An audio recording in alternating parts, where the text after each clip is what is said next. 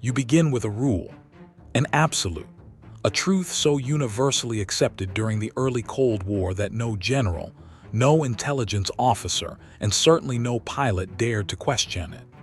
You do not see inside the Soviet Union.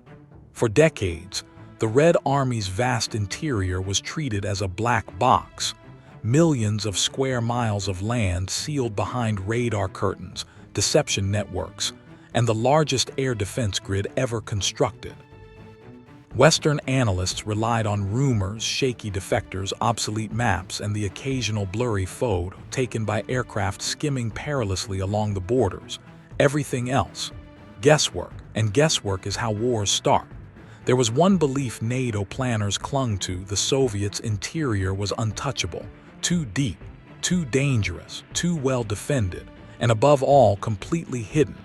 Soviet strategists understood this. They counted on it. They built missile sites in forests, air bases on the steppes, storage depots under camouflaged nets stretching for miles. They assumed no foreign aircraft could ever reach high enough or survive long enough to see the truth. But in 1956, one man climbed into a strange, impossibly thin aircraft, one that weighed less than a fighter but had wings longer than a bomber, and proved that rule was a lie. And his name was Francis Gary Powers. You meet him not as a headline, not as a prisoner in a Soviet courtroom, but as a 26-year-old former Air Force fighter pilot recruited into the tightest, most secretive aviation program in American history. Powers grew up in rural Virginia, the son of a coal miner. Straightforward, disciplined, calm under pressure. The kind of man whose heartbeat barely accelerated even when flying an F-84 at treetop height during training runs. The CIA needed exactly that sort of man. Someone steady, someone precise, someone who could hold a straight line at 70,000 feet while alone over the most hostile territory on Earth, because the stakes were enormous. By 1955, U.S. intelligence estimated that the Soviets might have 500 long-range bombers. Some analysts claimed 1,000. Politicians warned of a bomber gap that could erase American cities in hours. And after the RDS-6 hydrogen bomb test, fear spiked further. Every general wanted answers, real answers, not speculation. But reconnaissance flights at normal altitudes were suicide. Soviet MiGs could shoot them down, radars could track them, anti-aircraft batteries could tear them apart. That was when Lockheed's Skunk Works unveiled something that should not have been possible: the U-2. A jet-powered glider with a ceiling above 70,000 feet, so high that engineers joked a pilot seeing a single red light in the cockpit meant he'd technically reached space. Powers was one of the first men chosen to fly it. He trained in desert hangars so remote that the wind erased footprints within minutes. He studied Soviet radar frequencies, escape procedures, and a doctrine drilled into him endlessly. You must not descend. If you descend, you die. By 1956, the U-2 program was ready. The first missions would cross deep into Soviet territory, thousands of miles over cities, missile fields, air bases, shipyards, rail hubs, targets never photographed before in human history. The White House approved, barely. The risks were staggering. Soviet Air Defense Commander Sergei Biryuzov oversaw an empire of radar sites numbering well over 2,000. Hundreds of interceptor squadrons, thousands of surface-to-air guns. And increasingly, something far more dangerous: new guided missiles. Men in Washington whispered that any pilot who strayed low enough would be vaporized before finishing a Mayday call. But someone had to fly. Someone had to look. Someone had to bring back proof of what the Soviets were building. And so, on a pale June morning in 1956, Francis Gary Powers stepped toward a black, crane, delicate aircraft shimmering with frost. He ran his glove across the fuselage, feeling every rivet, every seam. He strapped into the cockpit, sealed the bubble canopy, and listened to the oxygen hiss through the regulators. You feel the moment with him, the isolation, the weight, the knowledge that he is about to do something no one has ever attempted. His mission: to pierce the Soviet veil and expose the true scale of their military machine. This is the moment he faces the challenge. The engines spool up. The U-2 shakes. And Powers takes off toward the point of no return, a climb into the stratosphere and then a long, straight flight into a world where no foreign pilot was meant to survive. Powers climbs. The U-2 rises so slowly, so delicately, that it feels less like flight and more like suspension. At 40,000 feet, a normal jet gasps for oxygen. At 50,000, the sky turns a deep cobalt. At 60,000, the earth curves beneath you. And at 70,000 feet, you no longer feel like a pilot. You feel like a lone witness standing at the edge of two nations locked in fear. The Soviets insist no aircraft can fly here. Their mathematicians claim the atmosphere is too thin. Their radar operators swear that nothing man-made could climb beyond the reach of their screens. Their generals believe their borders are absolute. But today, Powers proves them wrong. He levels off at 70,500 feet. The U-2 hangs in the thin air like a paper wing balanced on a knife edge. Every movement must be exact. Too slow and he stalls. Too fast and he tears the wings off. His flight manuals are filled with warnings written in red ink. At this altitude, the tolerance between stall speed and overspeed is sometimes less than 10 knots. Below him, 10,000 workers are drilling concrete into the earth of Chiratan. A launch complex is rising, a vast missile field hidden deep inside Kazakhstan. Western intelligence had no photographs, no maps, only rumors, until now. Powers presses the shutter. The camera system, 5 giant lenses arranged to cover nearly 180 degrees, fires again and again, capturing imagery sharper than anything seen at this range in history. Each frame reveals something the United States had never seen with clarity: gantry towers, missile cradles, fuel bunkers, mobile launch rails. The U-2 continues forward. In the first hour alone, he photographs dozens of installations. What he does not know, what no one in Washington can yet believe, is that by the end of this program, U-2 flights will expose over 200 Soviet bases, missile fields, bomber stations, and nuclear complexes previously hidden from every form of Western intelligence. But right now, he is alone, and the Soviets are beginning to notice. Inside a radar station outside Sverdlovsk, an operator blinks at his screen. A pinprick of light appears far above the sweep line, so high that it feels like a mistake. He adjusts the gain. The signature strengthens, unmistakable. The call goes out. Target detected at extreme altitude. Across the USSR, alerts begin to cascade. Fighters scramble from bases at Perm, Novosibirsk, and Bratsk. MiG-17s claw upward, engines screaming as they attempt to reach altitudes they were never designed for. Pilots push the throttle forward until the needle quivers at the danger line, but they cannot reach him. Powers watches contrails spiraling thousands of feet below him. Tiny white scratches against the darkening sky. The MiGs peak at 45,000 feet, 50,000. One pilot reaches 55,000 before his controls lose authority and the aircraft tumbles. They are trying. They are failing. He continues forward. Hour 2. He passes over bomber bases near Omsk, rows of Myasishchev M4 Bison aircraft parked in geometric lines. For years, U.S. officials warned these bombers existed in devastating numbers. Some claimed Moscow had over 1,000. Powers photographs exactly 27 on the entire base. No bomber gap. No secret fleet. The rule is breaking apart in real time. Every shutter click burns away another layer of Soviet secrecy. Every mile exposes another installation the Kremlin never expected anyone to see. Nuclear storage depots, air defenses, missile tracking stations, military academies and test sites, entire cities the West did not even know existed. The Soviet High Command is now in full panic. At the command bunker in Moscow, officers shout over each other. The altitude seems impossible. Their radars track the intruder, but their weapons cannot touch him. Generals demand explanations. Technicians insist their systems are working. The Chief of Air Defense Forces pounds the table and orders every SAM battery in the region to prepare for engagement.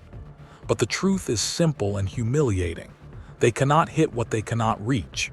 Meanwhile, power stays the course. Each mission is planned to the minute. Distance, altitude, angles, target lists. Deviate even slightly and he risks fuel exhaustion or interception. But now he must make a decision. Ahead lies the massive nuclear complex at Arzamas 16, the Soviet equivalent of Los Alamos.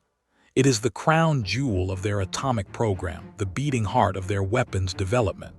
No American aircraft has ever seen it.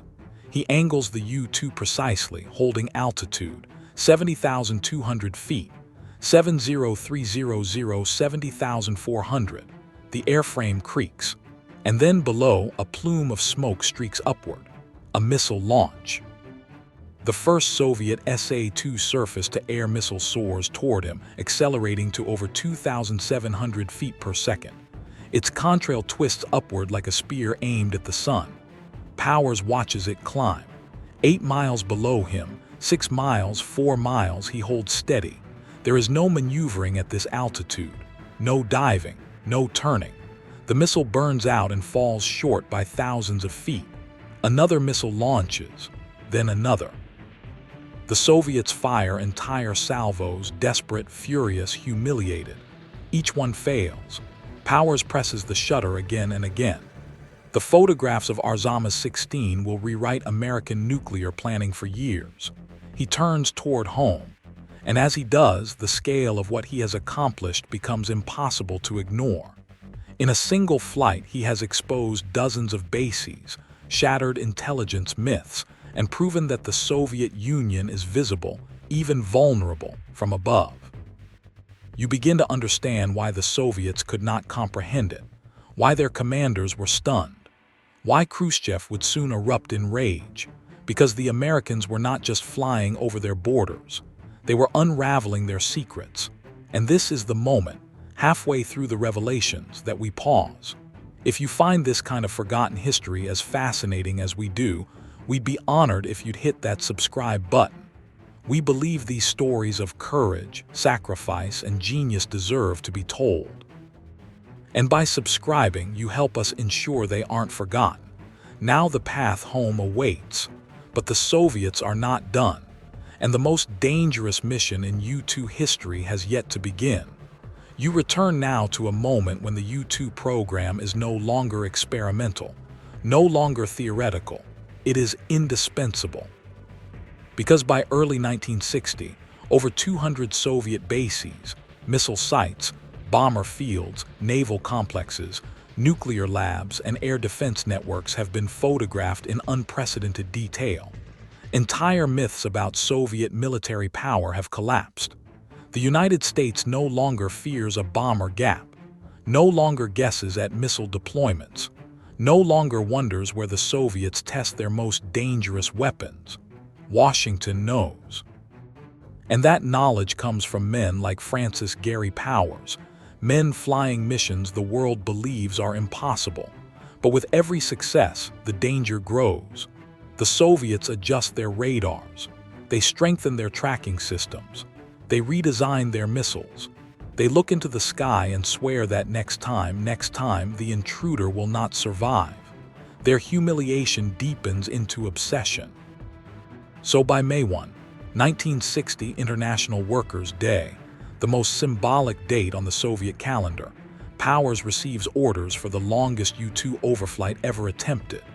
He will launch from Peshawar, Pakistan. He will land at Bodo, Norway. And between those 2 points, he will cross nearly the entire width of the Soviet Union, more than 2,900 miles of hostile airspace. The mission profile contains dozens of key targets, missile fields at Sari-Shagan, new bomber factories near Sverdlovsk, nuclear storage depots, a suspected radar development site. All must be photographed. It is the most ambitious intelligence flight of the Cold War, and it begins before dawn. Powers ascends again, this time into a sky that feels colder, harsher, more brittle than ever. The engines hum at their highest operating ceiling. The airframe trembles under the stress. The U-2 was not built for comfort. It was built to skim the edge of space and survive sheer hostility. At 70,500 feet, he levels off. He is committed now. There is no turning back. Below him lies the entirety of Central Asia, Kazakhstan, the Ural Mountains, Siberia. Names whispered in briefing rooms as if they are mythic landscapes, but they are very real, and they hold secrets no American has ever seen. The camera shutters begin their endless mechanical chant. Click. Click, click. Each photograph represents square miles of Soviet terrain captured with unmatched clarity. But today, something is different. The radar returns on Soviet screens are stronger. Their tracking is tighter. Their calculations are more precise. And all across the USSR, air defense commanders begin to converge on a chilling conclusion. This intruder must be destroyed. In Sverdlovsk, Colonel Mikhail Voronov receives a report. High-altitude target tracking stable. He orders the weapons crews to prepare their SA-2 batteries. These are not the earlier models Powers had outrun. These are improved missiles with faster ascent, better guidance, and more lethal fragmentation payloads. The Soviets begin coordinating with fighter regiments, MiG-19s, MiG-21s, anything that can climb fast enough to intercept, even if only to force the U-2 lower. Pilots scramble with such urgency that some take off with half-fueled tanks. But at 70,000 feet, they are still helpless. The MiG-19 assigned to intercept peaks at 61,000 feet before its engine sputters. Another reaches 64,000 and stalls, dropping into a violent spin. A third pilot ejects after pushing his aircraft too hard. Still, they chase. Still, they fail. The Soviet generals grow desperate. They authorize a full salvo. Powers sees nothing at first. The U-2's cockpit is quiet, insulated, serene in a way that feels unnatural for a man flying into the most dangerous air defense network ever created. Then he sees it, a glowing streak rising from the clouds, a missile. He knows the warnings by heart. At this altitude, jinking is useless, diving is fatal. The U-2 cannot evade, it can only endure. He keeps the wings level. The missile streaks upward 6 miles below him. 4 miles, 2 miles, then it detonates. Not on him, but near him. The blast sends shockwaves through the stratosphere. The aircraft lurches. A ripping sound tears through the fuselage. A second missile explodes. Shrapnel slices upward like a metal storm. A third missile detonates behind him, shredding invisible pockets of air with concussion waves that hammer the aircraft. The U-2 begins to twist. One wing dips sharply. The control surfaces flutter. Powers tries to correct. The aircraft responds sluggishly, then violently. Then not at all. The U-2 snaps into a catastrophic descent. At first, there is no sensation of speed. The air is too thin. The aircraft simply rolls on its side, then tumbles nose down as the wing structure fails. Inside the cockpit, Powers is smashed against his harness. He reaches for the self-destruct switch that will erase classified equipment. He cannot find it. The cockpit is spinning. The U-2 breaks apart, silently at first, then with popping, twisting metallic shrieks as panels tear free. Powers is thrown forward. His pressure suit compresses painfully. The canopy tears away. Wind slams into him with the force of a hammer. He tries to eject. Nothing happens. His hands fumble for the manual release. Seconds stretch. Altitude falls. The sky spins in a dizzying wheel, blue, then white, then blue again. Finally, as he drops below 30,000 feet, he manages to free himself from the collapsing fuselage.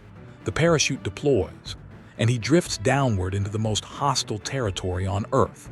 Soviet soldiers reach him within minutes. Rural militia forces surround him, rifles shaking with adrenaline and confusion. They expect a bomber pilot, a saboteur, a spy. Instead, they find a man in a silver pressure suit with debris still falling around him. They march him to a truck, then to an interrogation center, then to Moscow. And for the first time, the Soviets believe they have defeated the impossible aircraft that exposed their deepest secrets for years. But they are wrong, because even as power sits in captivity, the photographs he took on earlier missions are still shaping the Cold War, still directing American strategy, still eliminating false intelligence, still proving that Soviet strength is finite, measurable, limited. His capture is dramatic, but his success is already irreversible, and in the aftermath, the true scale of his impact finally becomes clear. You step back now from the shattered wreckage in the Ural countryside, from the interrogation cell in Moscow, from the international firestorm that erupts as headlines across the world scream about a downed American spy plane. Because what matters most is not the crash, it is what came before it. By the time Francis Gary Powers parachuted into Soviet soil in May 1960, the U-2 program had already reshaped the Cold War. The photographs he and his fellow pilots captured, tens of thousands of frames covering millions of square miles, had done something unprecedented. They made the Soviet Union measurable, predictable, finite. Washington discovered that the feared bomber gap was a myth. Instead of hundreds of long-range bombers, the Soviets had only a few dozen truly capable intercontinental aircraft. The myth of a looming surprise strike evaporated. Next, the U-2 flights exposed that the USSR possessed far fewer operational ICBM sites than Western leaders feared. Political speeches warning of a missile gap were revealed to be fantasy. The missile field simply did not exist. Finally, over 200 military bases, weapons labs, nuclear test sites, naval stations, air defense networks, and missile launch facilities were charted in precise detail, down to the number of vehicles in motor pools and the shapes of fuel depots. The effect was seismic. American strategic planning shifted overnight. Defense budgets were redirected. Panic-driven weapons programs were reevaluated. Intelligence divorces itself from guesswork and becomes driven by verified photographic truth. And in Moscow, shock gives way to fury. Khrushchev calls emergency meetings, demanding explanations from the Soviet air defense forces. How could this happen? How could an American aircraft roam unhindered above the motherland for years? How could their radars see it but not touch it? How could the West have obtained maps of their most sensitive installations? The Soviet political elite feel exposed, violated, and their reaction is swift.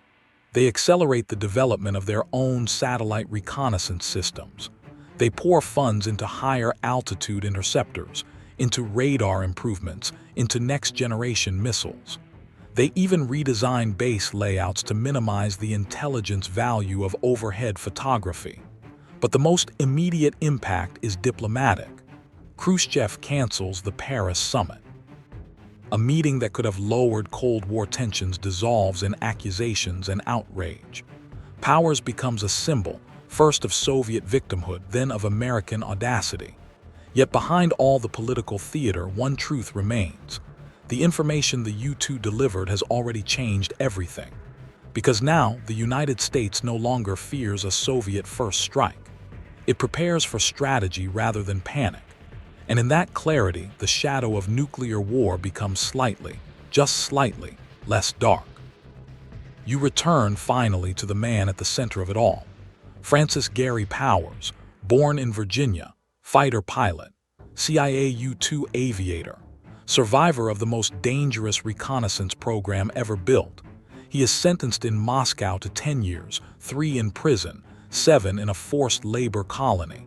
His fate becomes a Cold War bargaining chip. Yet even as the world debates his capture, he carries himself with the calm dignity that defined his training. After 21 months, he is exchanged on the Glienicke Bridge for Soviet spy Rudolf Abel. The moment becomes iconic, a human bridge between two superpowers locked in distrust. But his return home is not simple. Whispers accuse him of failing to use the plane's self-destruct system. Others question whether he revealed intelligence under interrogation. Investigations follow. Testimony is taken. And in the end, the CIA's conclusion is unequivocal. Francis Gary Powers acted with total loyalty and professionalism. He did his duty. He gave nothing away.